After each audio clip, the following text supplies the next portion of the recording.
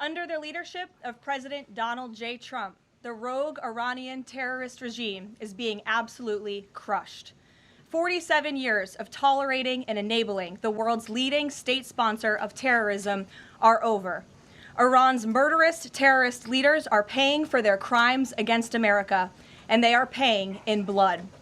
Since 1979, the terrorist Iranian regime has actively and intentionally facilitated the killings of Americans.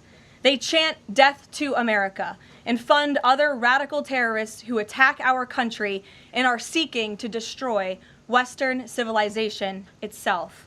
These terrorists seized our embassy and took 66 Americans hostage in Tehran. They slaughtered 241 U.S. service members with a truck bombing in Beirut. They killed and maimed hundreds of American service members in Iraq. And this is just a small fraction of their blood-soaked record. Prior leaders have been too weak and ineffective to address this threat. Some, like Barack Hussein Obama, even sent pallets of cash that ultimately financed this terrorist crusade against the United States and our people, while signing stupid and naive deals that put Iran on the path of developing nuclear bombs. After years of endless appeasement and empty statements from politicians on both sides of the political aisle in this town, President Trump is finally the man of action. President Trump is holding these monsters accountable and permanently extinguishing their nuclear ambitions. Future generations of Americans will look to this moment as the moment where the specter of a nuclear armed Iran ended. At the beginning of Operation Epic Fury, launched last weekend, President Trump laid out clear objectives to the American people on what the U.S. military seeks to accomplish through these major combat operations. Number one, destroy the regime's deadly ballistic missiles and completely raze their missile industry to the ground. Number two, annihilate the Iranian regime's navy. And so far, we have destroyed more than 20 Iranian ships, including their top submarine last night, using a torpedo for the first time since World War II. There is not a single Iranian ship underway in the Arabian Gulf, Strait of Hormuz, or the Gulf of Oman. Number three, Operation Epic Fury will ensure the regime's terrorist proxies in the region can no longer destabilize the region or the free world and attack our armed forces. And thus far, Iran's proxies are hardly putting up a fight. Number four, this mission will guarantee that Iran can never obtain a nuclear weapon. It's safe to say that thus far, Operation Epic Fury has been a resounding success. American forces have struck more than 2,000 targets, destroying hundreds of ballistic missiles, launchers, and drones.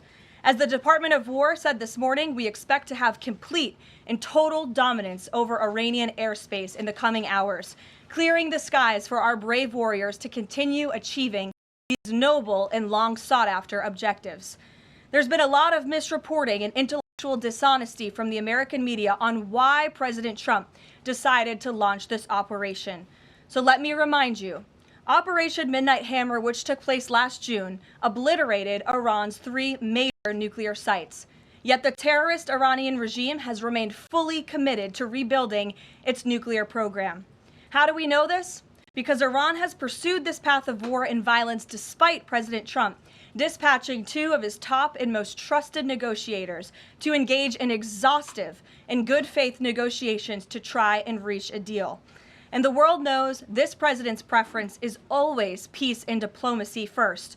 Look no further than the 8 additional global conflicts he has ended in the past year as proof.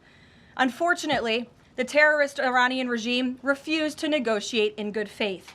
They chose this path of violence and destruction, and they are reaping the consequences of their horrible decision. The regime did what they always have done. They lied, they delayed, they tried to string the United States of America along.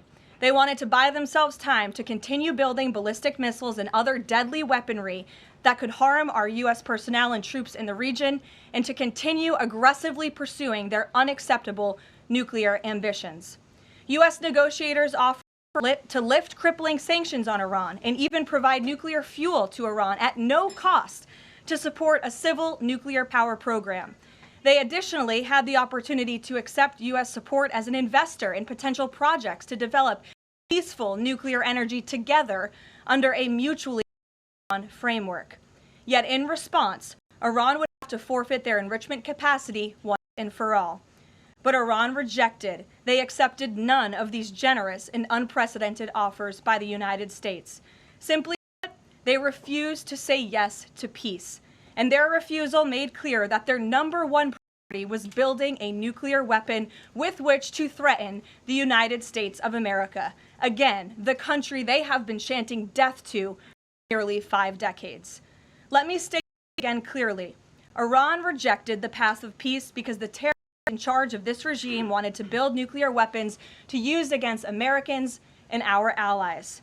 President Trump made the determination, a courageous determination and decision. The path the United States was on with Iran had only one outcome: massive death and destruction at the hands of a nuclear-armed terroristic regime. That path of death and destruction and threats against the American people have ended. Operation Epic Fury. Operation Epic Fury has forged a new path to better ensure the security of the United States people. The terrorists made a bet that President Trump would be like many of his predecessors, that he would just talk and he would refuse to enforce his clear red lines. But that has proven to be a catastrophic error in judgment. When President Trump makes a threat, and I have reiterated that threat many times from this podium to all of you over the past year, President Trump does not bluff. The president's words are backed up by the mightiest warriors in the world who possess the most sophisticated capabilities this world has ever known. 49 and counting of the most senior Iranian regime leaders, including the supreme leader, have already been wiped off the face of the earth. Make no mistake, killing these brutal terrorists is good for America. It makes the world a much safer place. I want to also extend our prayers and condolences to the families of the 6 U.S. military service members who have been lost in Operation Epic Fury. These heroes represent the very best among us. They laid down their lives in defense of our country, and we will never forget their legacy or sacrifice. As the president said, we grieve for these American patriots and their families as we continue the righteous mission for which they gave their lives.